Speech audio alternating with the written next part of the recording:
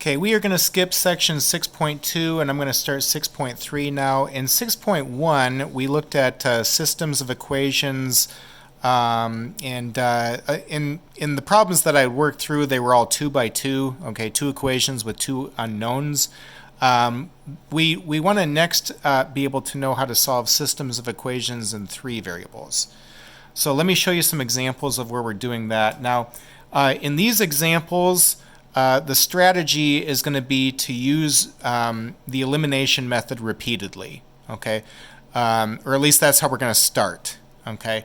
Now, I will talk about another method which I believe is like a better option in the next section, but we'll stick with this strategy here for now. So here's an example. Okay, I want to solve this system of equations. There's 3 equations with 3 unknowns, and I'm going to plan to eliminate x here. More specifically, I'm going to eliminate x with the first and second equations, and then eliminate x with the first and third equations. So by doing that, I will then be able to reduce this down to a 2 by 2, and it will be like what I was doing then in section 6.1. So let me start with this now. I'm going to eliminate x with the first and second equations. Let's multiply the top equation by -3. We'll leave the second equation as is. And so I've rewritten the top equation there in a simplified form. I've got the middle equation as is. If I add these together, then -3x plus 3x is 0. X is eliminated. -6y minus y is -7y. -12z plus 2z is -10z. And then -18 plus 22 is 4. All right. Now I'm also going to eliminate x using the first and the third equations. So to do that, let me multiply the top equation by -4, and I'm going to leave the third one as is. So here would be the top equation rewritten in simplified form after distributing -4 there. And then we're going to add these together. I've left the third equation as is, like I said. So -4x plus 4x is 0, -8y plus 3y is -5y, -16z minus 10z is -26z, and -24 plus 8 would be -16.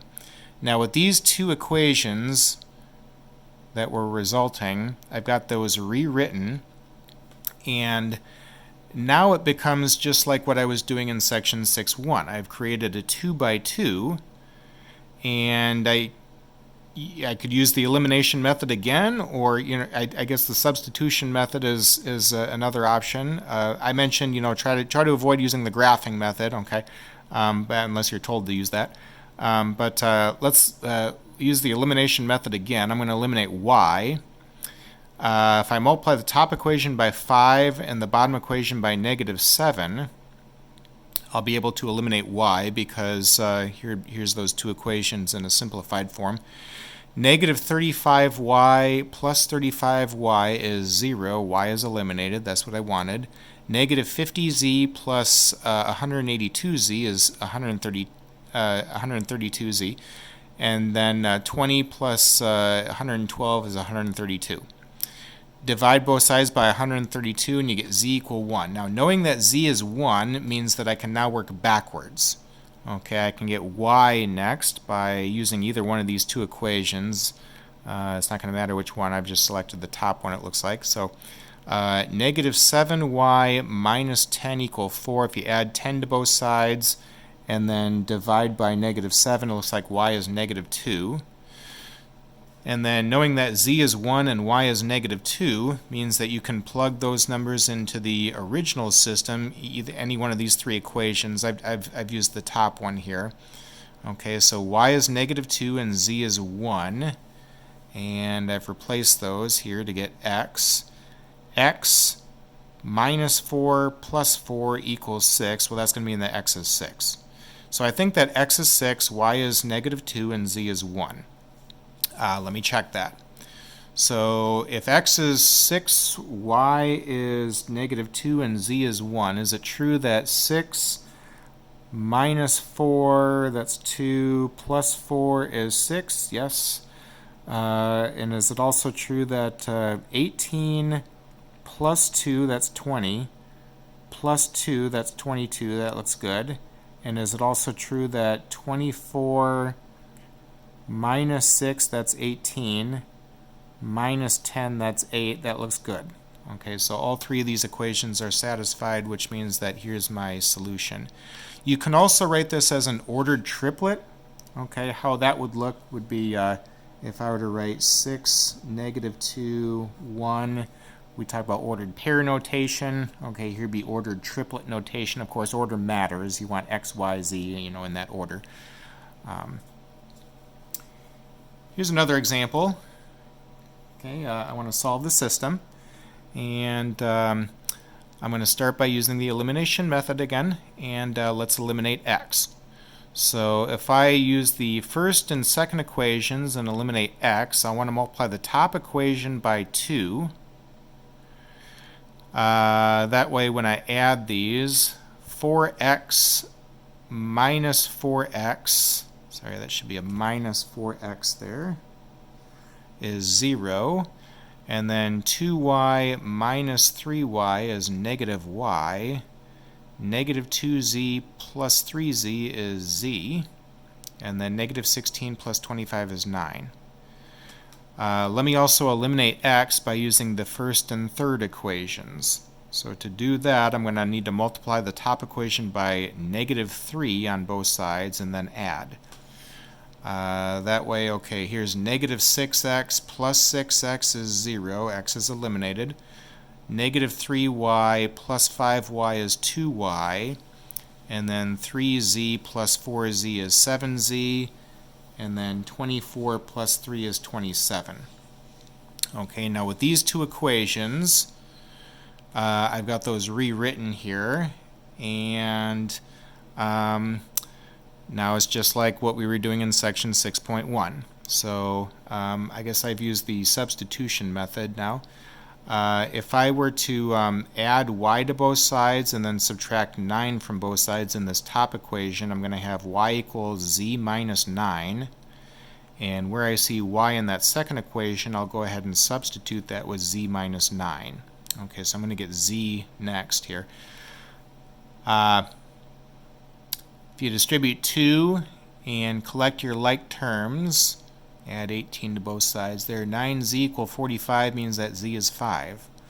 Okay, knowing that z is 5 means that I can get y if I plug that in here, subtract 5 from both sides, and then multiply by negative 1, I'm getting y equal negative 4. So if y is negative 4 and z is 5, I can then plug that into any one of these equations in the original system. If I just use the top one here, 2x minus 4, and then minus z is 5, is equal to negative 8. Okay, negative 4 minus 5 is negative 9. You're going to add 9 to both sides and then divide by 2, so it looks like x is 1/2, y is negative 4, and z is 5 should be the right answer there. Okay, here's one more example. Same deal, solve the system. Okay, and let's start with the elimination method. Let's eliminate x by using the second and first equations, and then eliminate x by using the second and third equations. Okay, if I'm using the second and third equations and I want to eliminate x, you're going to multiply the second equation by negative 4. That's what I've done here. And leave the third equation as is. So then when you add these together, negative 4x plus 4x is 0. X is eliminated. Negative 4y minus 3y is negative 7y. 8z plus 3z would be 11z. And then 8 plus 7 is 15. Let me also eliminate x by using the second and first equations. So to do that, with the second equation, let me multiply both sides by negative 5, and I'm going to keep the first equation as is. Okay, multiply the second equation by -5, and here's what that looks like. Keep the top equation as is. When you add these, -5x plus 5x is 0, x is eliminated. -5y minus 2y is -7y, 10z plus z is 11z, and 10 plus 5 is 15. Okay, so here'd be my two equations that came about from eliminating x, and these are the same two equations, right? So if I were to add these together, multiply the bottom equation there by -1 and then add, you're going to get 0 equals 0, which is a true statement. So we're going to have a dependent system here. Now, of course, a dependent system means that there's infinitely many answers. So I want to write my answer as an ordered triplet where everything is either in terms of x, or everything is in terms of y, or everything is in terms of z. I've written everything in terms of z. Okay, so I'm writing this point x, y, z, but x and y have to be expressions involving z. Well, these two equations were the same, right? So if you were to solve either one of them, they're the same. Solve for y, and that's what I've done right here.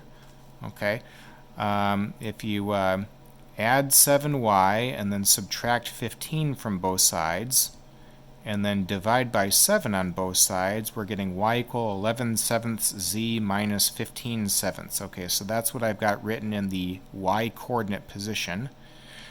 Now that I know what y is in terms of z, I can then plug that into any one of these equations in the system. I've used the top equation. Okay, y is what I just said here, 11/7 z minus 15/7. I plug that into the top equation, and I'm going to solve this for x. So distribute the -2 into these two terms. Combine your like terms. -22/7 z plus z would be -15/7 z. Subtract 30/7 from both sides. 5 is the same as 35/7. Minus 30/7 would give you 5/7. Okay, add 15/7 z to both sides and then divide by 5.